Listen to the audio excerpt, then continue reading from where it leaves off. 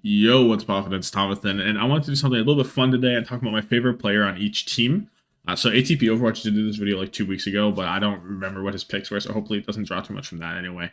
But check him out. Of course, you probably already know about him because he does content very similar to me, kind of on a higher production level though, you know. So anyway, check him out, and I'm just gonna start with the Atlanta Reign. And so Atlanta Reign's kind of weird for me because I really didn't like them before this season, but as you watch as much Overwatch League as you can, like just as you watch every team, you really start to dislike teams less. So I was like a huge Atlanta hater. I was like, I don't like this team at all. It's not like even the players' fault. I don't have a problem with the players. Just as a team, their vibe, I was like, whatever, not a huge fan of. But this season, I'm like, I rock with them a bit more. I'm still not a huge Atlanta enjoyer. I still pray on their downfall, but not so much the players. Anyway, it's gonna be Hawk because I think Hawk, especially last season, I was like, Hawk's not that guy. I personally wasn't a Hawk believer last season, which is kind of bad because he was pretty good last season even, but this season I think he's definitely taken a step up.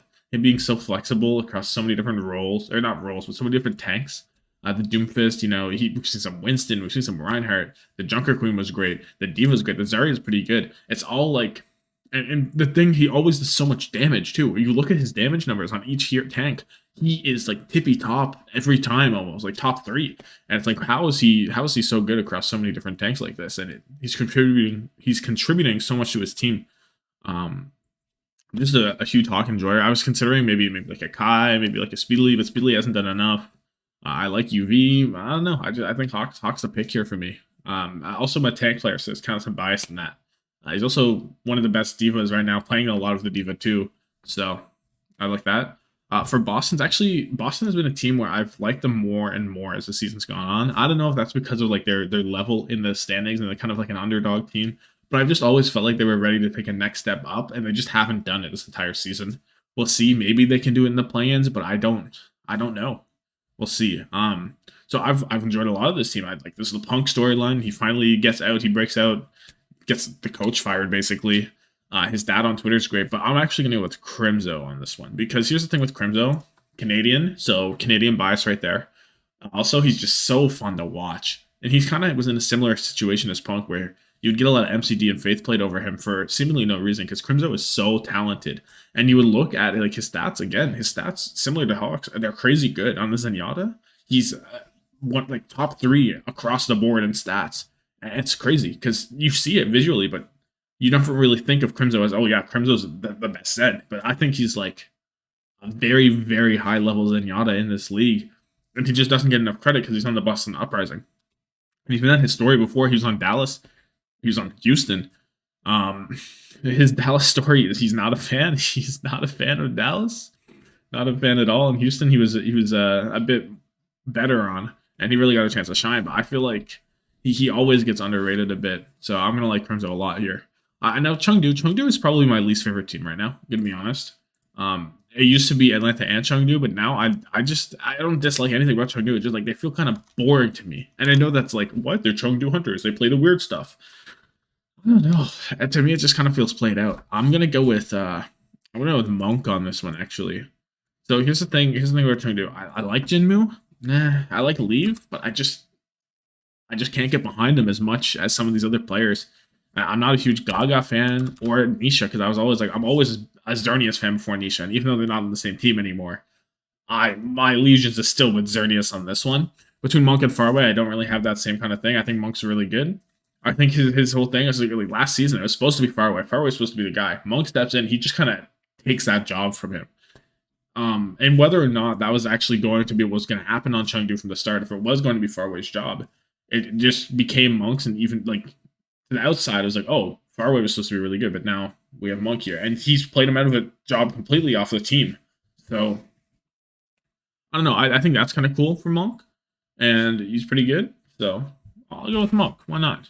And then we have the Dallas Fuel. This one's kind of hard because Hanbin's so good. Fearless is so good at their worlds. Chio's come in and been a spectacular rookie. I'm gonna go with Sparkle though, and it's mostly because of the personality on him. The clips from Sparkle are so much fun. He's just such a good personality to see in this league, and it's like sometimes this can be hard just to see the Korean personality shine through because of the language barrier a lot of the times. But then you get players like Sparkle, you get players like someone who show that personality, and it's just like it's really nice to see because it's just hard as a Western viewer to get into the personalities of a lot of the Korean or Chinese talent. So I don't know. I just like he sticks out to me, and he's it's really fun to watch on the Genji or on the Tracer or whatever it is. So I'm going to go with Sparkle on this one. And then we have the Florida Mayhem. And I just mentioned someone, but I'm going to go with Hydron. So when I think about Hydron, he comes in. He just kind of felt like he was kind of relief for Xe in a lot of ways because it was like, oh, once Xe comes back, Xe's the guy, right? It's Xe, surely. But then as you play Hydron more and more, he starts to look like the best piece of Florida. And he looks like that's like when Florida's at their best, when they're playing Hydron. Specifically, it used to be like the Widowmaker on Watch Point, and then he would just start doing it more consistently. And suddenly, Hydron just looks better than Xe. And I was like, oh, Hydron's just that guy. And I'm a huge fan. Like, even like at the beginning, it was like, oh, well, even when Xe comes back, I don't think Florida's going to get much better. I don't think Hydron can really be improved on that much by Xe. And I know there were people that were like, "Oh no, Xe's that good. Xe's so good. He's gonna make Florida so much better." And I'm like, I don't think so. And Hydron is just here to stay. He's super chill, super good hit scan. Like, what's not to like about Hydron at this point? And then we have the Guangzhou Charge. So it's gonna be Choice A1 for me. I don't think that's a surprise. If you're a viewer of this channel, you're not surprised because I am Choice A1's strongest soldier. That this guy is insane. And next season, I'm gonna put Choice A1 right down for MVP right away. No doubt in my mind.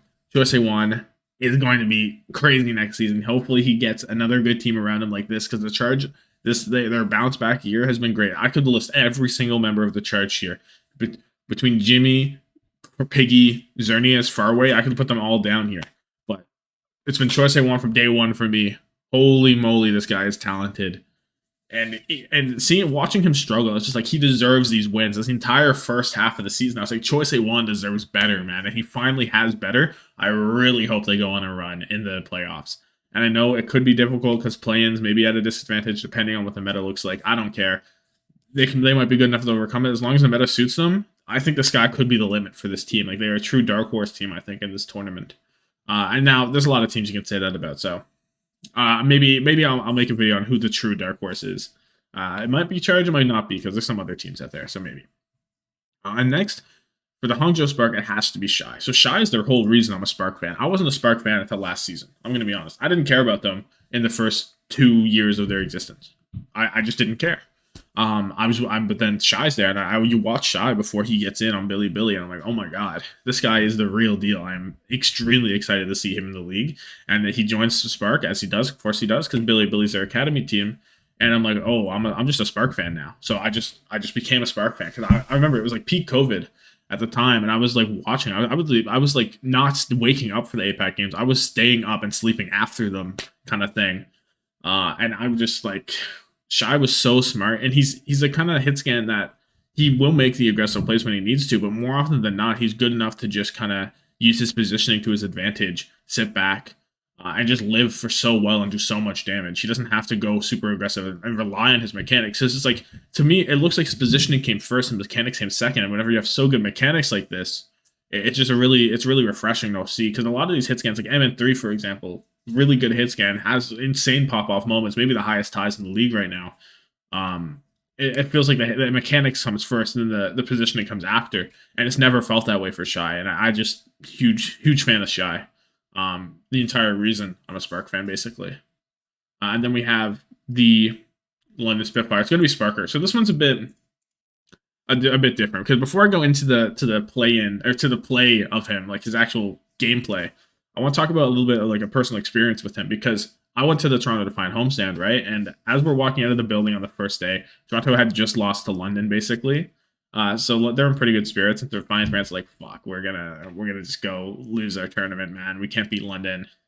But we're walking out, and I'm with some friends, and Sparker is walking into his hotel room, because the hotel is literally right beside the venue. All the teams were just staying in that hotel. So if you wanted to be really annoying, you could have just hung around the lobby and met every single player. But of course I didn't do that, because that's like don't do that. That's just weird. But we're walking out, and he's walking into his hotel, and he looks at us, and we're in Defiant merch, right?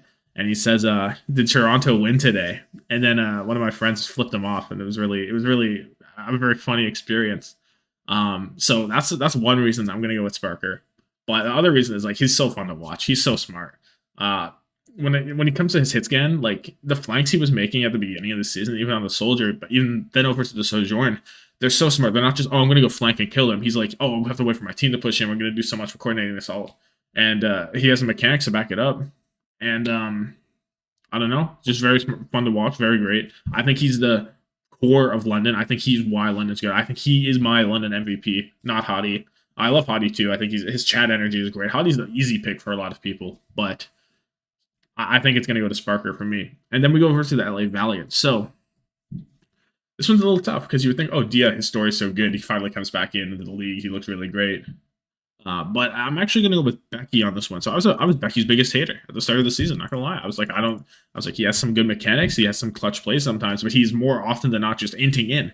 And he could progressively get better and better. He's choosing his aggression more precisely throughout this year.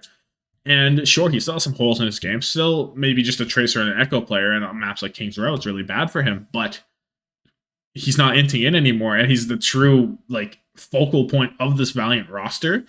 And seeing that transition across this whole season from being like kind of an inter into a real almost star player for the Valiant has been exceptional. And I really hope that we see more Becky next season because I want to see how it develops even more. If he can maybe improve on some other characters, maybe the Genji gets a bit better because that was a little bit of a hole in his game. It's not like his Genji was awful, but it's nowhere near his Tracer or his Echo, right? So I'm very excited to see more Becky. Then we have the Shanghai Dragon. It's a team full of all-stars to an extent. They fell a little bit off a cliff this season at times, but they've held it together more or less.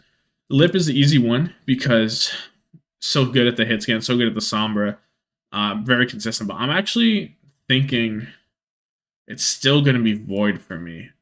Void just kind of leans in from last season, but he just kind of revolutionized how Sigma was played. To me, he was like the core driving force of like seeing all these off angles take place, seeing like the Sigma. I don't know. He just like played it differently than everyone else, and everyone kind of copied Void. It felt like, and you can put that on Void, you can put that on Moon, whoever you want to do that to. Void is the one that shows it. It was showcasing it very well. And no, this season hasn't been his best. I do have some questions with him as an Overwatch 2 tank, but I think if he can figure that out, maybe it took a season to figure it out. Shanghai don't look awful right now. They look like they could be back going into these playoffs. And they're such a scary team. There's so much talent here that you can never count them out. So I think Void's very good. I think he's so smart with how he plays, and he just has to work out some kinks in his roster. Because I think this is the end of his season though. That's also very sad because he's done next season. He's retiring for military service, I believe. I might not be wrong, but I know he's retiring. He said it. So I kind of like to see him go out with a bang. If they go back to back, I wouldn't be upset. Just because, you know what, give Void let Void go out with another championship and cement him as the best off tank of all time, maybe, because he's in that conversation. So I don't know. I'm gonna go with Void for that reason. Now we have the Houston Outlaws. So I'm a bit torn between Merritt and Dante, because I was a big Merritt enjoyer right from the start. I thought he was underrated in the kickoff clash. Then the stats pick up. People start to realize, oh, wait, Merritt is that guy. So now he gets all the credit he deserves. But I'm going to go with Dante, actually, because just like how good he's been through his whole career, kind of been like a bit under the radar at times. He's on that old Shock team, the very season 1-1. He goes over to the Houston Outlaws, and then he's just a core member of this team for forever now. You have the Tracer, probably one of the best Western Sombras we've ever seen, and now he just picks up the tank like it's nothing, and he is the tank player for this team. There's just no one else. Doge is never coming back in for the Houston Outlaws, maybe ever, because Dante just is flexible. He's played the Doomfist in a different way than everyone else did, because we've even showcased different ways to play the same hero, and a lot of the times you don't get players that can actually do that, even at a very high level. There are different ways to play a hero in different kind of metas. And Dante showed that, like, you can play the super aggro Doomfist, he can play the super peel-oriented Doomfist, he can play everything in between. And now he's on the Zarya, and he's diffing Hanbin, he's on the Diva, and he's looking really good there, too. It's just like, he has the mechanics, he has the game sense, and I wouldn't be surprised if he just is sticking on tank for the rest of his career. I mean, maybe he doesn't want that, who knows what he wants. But I think he'll be successful no matter which way he goes. And then going over to the LA Gladiators, I'm going to go with Reiner, and this is just because of Schizo posting. Oh my god, I live for the Schizo posting. It's so funny. The most recent one of the space stream where you just hear Reiner being the Joker in the background for 20 seconds straight. Oh my god! And he gets up posting into the actual like feedback for the devs, and he's just schizo posting, and it's so funny. And of course, his gameplay is great as well, super flexible. Yeah, he's had some hiccups in this season, but it's his rookie year. Of course, he is. It's not that doesn't hurt him at all, I think, and he brings some energy that no one else in this league is bringing right now, and it's awesome. So going over to the Philadelphia Fusion, I am I'm kind of torn here as well because MN3 has the crazy pop off moment. Zest has the consistency. Both of them rookies in this league. I'm gonna go with Fury. Kind of a legacy pick. Fury's been like my favorite diva player since season one. For probably a lot of people, similar to that. And no, he doesn't quite hold up as well as I'd like him to. But he hasn't looked awful at times. Sometimes he's had some really bad hiccups, like that Junker Queen alt usage. I don't want to talk about it. But he's shown like a Fury can still be a tank in this league. I think for the most part, and no, he's never going to be at the same level as he was season one compared to the competition with how good everyone else is now. But I think he can still hang, and it's just like a legacy pick, man. Just the things he's done. No matter where Fury goes, I'm going to be cheering for him. I think Fusion's a decent fit for him. I don't know if he'll be back next year. I'm not sure the contract status and stuff like that, but I hope he finds another place in the league somewhere, even if he's not like the number one tank for sure. I think he's good as a diva specialist at the very least still. So I like to see him more. Then we have the San Francisco Shock. And the easy pick is Proper, right? Because, he does things no one else is doing. He's very fun to watch. You always know something's going to happen with the Shock when it comes to Proper. But I kind of want to go with Kaluge. So I think I will. Because the thing with Kaluge is his story to get to the league, and yeah, he had some missteps in his life basically before the league, but he definitely grew as a person. You can see that he's changed, and it took long enough for someone to finally give him a shot, and he's taken that shot and he's just grabbed it and he's propelled himself to being one of the best in the league, right? At least one of the best in NA at the very minimum, and he was just grinding out contenders for so long. He was undoubtedly the best off-tanking contenders. It wasn't even close. There was no talking points. There was no discussion. It's like Kaluge is the best. And he's branched out even more. He can play the Winston. I think I know they play Mikey more, but Kaluge Winston looks better to me. The stats say it looks better. I don't know what they're doing there. They're not even playing Winston anymore. It's like, but it's just like a past thing. I'm a huge fan of Kaluge. I think he has the points to be a solo tank in this league. And be like a rock of a roster. So I do hope he improves even more going to next season, but should be really he's just a cool player to see to me. I don't know. So now the Toronto Defiant, my favorite team in general, and it just has to be Hisu, the core of this team for the past two seasons. And I attribute most of their success in the Summer Showdown to Hisu, and because Hisu's the kind of hit scan player that he's so smart. It's kind of similar where I said, Shai, the positioning comes first. The game sense comes first for Hisu, and the mechanics are kind of extra as well. Like in the kickoff clash, you would play him on the Reaper because you don't need to be smart to play Soldier. You just had to shoot the guys. But on the Reaper, there was a bit more brain power there, I think, because you had to choose your TP. You had to choose things like that. And they put Hisu on him because he is that kind of player. He's the thinking man's hit scan. So I really value that because this is like the shoot aim hit scans are a dime a dozen, to be honest. Yes, they're very talented to watch. They're very exciting. And they have different pop-up potentials. There are different characteristics between them. But I don't think anyone in this league does it quite like Hisu does it with how smart he plays. And like no one else was doing what he was doing on the Ash. It just wasn't happening. If they were playing Ash, it wasn't nearly on a consistent basis as Hisu, and it just wasn't at the same level. So the Toronto Defiant were able to find something that works for them, base their whole team around Hisu, and it looks pretty good. And right now, you see them kind of struggle because you put Hisu on the Sombra, and yeah, he's doing well on the Sombra, but the team around him can't follow up. You need him to be that focal point. And there's some other options here, like Twilight. It's really fun to watch. Torong's had a great rookie season. Hoppa has bounced around the league a lot, so he has an interesting story to me.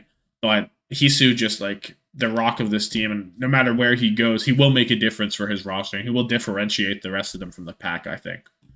even though they're mid. Now the Vancouver Titans, it kind of has to be Aspire. I don't really feel attached to anyone else on this entire roster, but Aspire, just seeing what he was trying to do, it's kind of similar to Choice A1.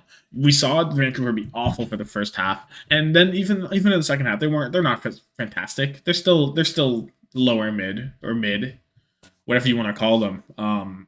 But Aspire, seeing him try to pull this team from the depths of hell and actually like rise up to the occasion in any way. Because there would be times Aspire literally would kill 6 in a fight and they would still lose, and you're just like, come on, man, Aspire deserves this win, but we can't. They just can't get it to him.